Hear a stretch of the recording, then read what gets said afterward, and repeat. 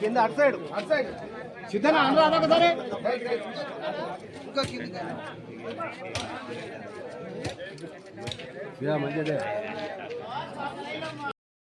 అంటే పాపన్న చరిత్రని ప్రచారం చేయడం కోసమే అన్ని వర్గాలు కూడా ప్రయత్నం చేసినందుకు వారందరికీ కూడా శిరస్సు ఉంచి నమస్కరిస్తా ఉన్నాం.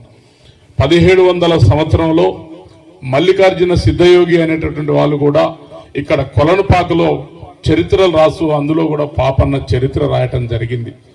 వారితో పాటు 1906లో అక్కడ కర్ణాటకలోని చెన్నపట్నానికి చెందినటువంటి ఉంగరాల గురవయ్య శెట్టి అనేటటువంటి ఒక రచయిత కూడా పాపన్న మహారాజ్ చరిత్ర చెప్పడం జరిగింది.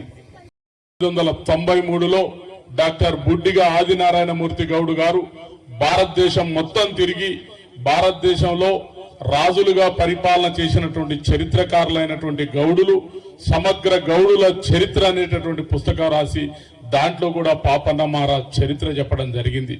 వారితో పాటు 2009లో మహారాజ్ ఆశీస్సులు ఆ పాపన్న కోసం పనిచేసిన అందరికీ కూడా ఆయన ఆశీస్సులు ఉంటాయని తెలియజేస్తూ నాకు ఈ అవకాశం ఇచ్చిన మీ అందరికీ కూడా పేరు పేరున నమస్కరిస్తాను. అయితే శ్రీవళంత రెడ్డి మీడియం కూడా వేదికకి రావాల్సి కూర్చున్నాం.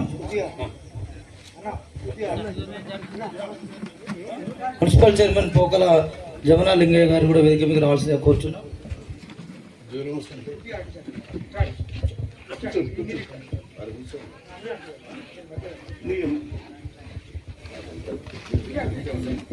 నాయక్ గారు కావచ్చు, వారందరికంటే ముందు తెలంగాణ సాయుధ పోరాటం కంటే ముందున్న వాళ్ళు సర్దార్ సర్వాయి పాపన్న గౌడ్.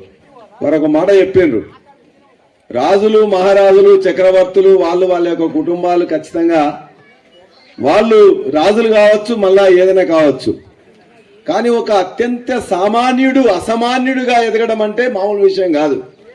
స్వశక్తితో తన యొక్క గుండె ధైర్యంతో తన యొక్క మేధో బలంతో ఇవాళ ఏమీ లేనివాడు అందరినీ ఐక్యం చేసి ఒక 12,000 సైన్యాన్ని తయారు చేసి ఒక 30 కోటల్ని నిర్మించడం కానీ లేకపోతే సాధించడం కానీ గెలవడం కానీ చేయడం అంటే అది మామూలు వ్యక్తులకు సాధ్యం కాదు. కాబట్టి రాజులుగా ఉన్న వాళ్ళు యువరాజులుగా చక్రవర్తులుగా ఏదన్నా అయి ఉండొచ్చు, కానీ వాళ్ళందరికంటే గొప్ప శక్తివంతుడు పోరాట యోధుడు ఈ ప్రాంతం కన్న బిడ్డ సర్దార్ సర్వాయి పాపన్న గౌడు. అది కూడా ఒక్క గౌడ సమాజం మావాడే అని చెప్పుకుంటే పర్వాలేదు, కానీ వాళ్ళు మాత్రమే కీర్తించాల్సిన కాదు. పోరాట యోధులు మానవతావాదులు అందరూ కూడా ఖచ్చితంగా ఇలా పోరాటంలో కొద్దిగా గుర్తు చేసుకోదలుచుకుంటే ప్రతి వాళ్ళు కూడా గుర్తు చేసుకోవాల్సింది సర్దార్ సర్వాయి పాపన్న గౌడ్.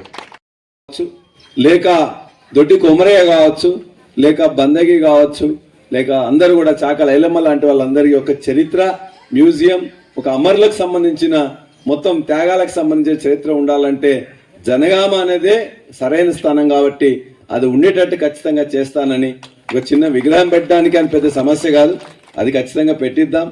ఒక్కొక్కరుగా వెళ్ళి సన్మానం చేయవలసిందిగా కోరుతా ఉన్నాం.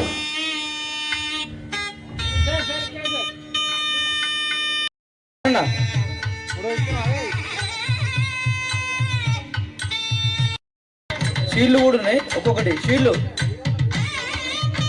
శ్రవణ్ షీల్డ్లు ఉన్నాయి, పక్కకున్నాయి. మనోళ్ళం పిలువు, అందరు సంఘం వాళ్ళం పిలువు, సంఘం సభ్యులందరూ కూడా వేదిక పక్కకు వచ్చి గౌడ కుల సభ్యులు వచ్చినటువంటి ముఖ్య అతిథులందరూ కూడా